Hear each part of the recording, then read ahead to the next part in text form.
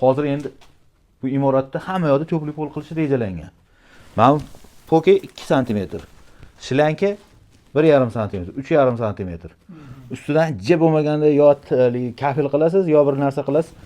Hozir shu holatda eng kamida 5-6 sm o'sadi bu joy. Mana buchi past bu. Sezdingizmi? Mana bu ham past. Iloji bo'lsa, mana shu narsani-chi ani atkos bilan teng qilasiz. Anasi bilan. Yo ani romlar bilan teng qilasizda, iloji bo'lmasa ham harakat qiling qilishga. Sababi kelajakda qiynalasiz. Hozir bizning bo'yimiz sal pastroq, farzandlarchi bo'ydorroq bo'lyapti-da. Ular qiynaladi. Aniq. Shuning uchun buni ko'taring. Ko'tarish ilojisi bor. Qanaqa bo'ladi? Mana yog'ochni kesib tashlaysiz, g'ishlar olinadi, o'sha bilan teng qilinadi. Mana bunaqa joydan bitta g'ish olinsa, mana bunaqa yog'och kirgiziladi. Yo'q. Keyin buni qo'rqmang, haligi o'zgarib ketadi, tushib ketadi deb qo'rqmang. Sababi har qanday qurilishdagilarligini qilib biladi buni. Mana shu sanaysiz 1 2 3 4 5 6 7. Mana shu 7 ta g'ishdan keyin mana bu yoqqa tushgan yuk bor-ku, mana bu yoqqa 0 bo'ladi.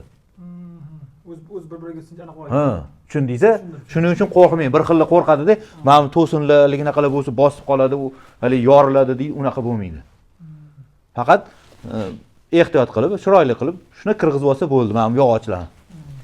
Shunga e'tibor berasizlar. Qiling shuni, qilmasangiz keyin afsuslanasiz. Mana shu bilan teng qilasiz, bunday ko'tarib. Yo bu bilan bo'lmasa, romlar bilan teng qilasiz. Agarda rom bilan bu teng bo'lsa yaxshi. Bo'lmasa buni ham ozgina rom bilan tenglashtiring. Tashqaridan ko'ringanda ham chiroyli ko'rinadi-da. Mana qarang, havoni ko'ryapsizmi? Ozgina ko'tarilib qolgan, shunda bilinyapti. Hali remont bo'lganda agar chiziqlar chizilsa, u xunilashib qoladi. E'tibor bering shunga.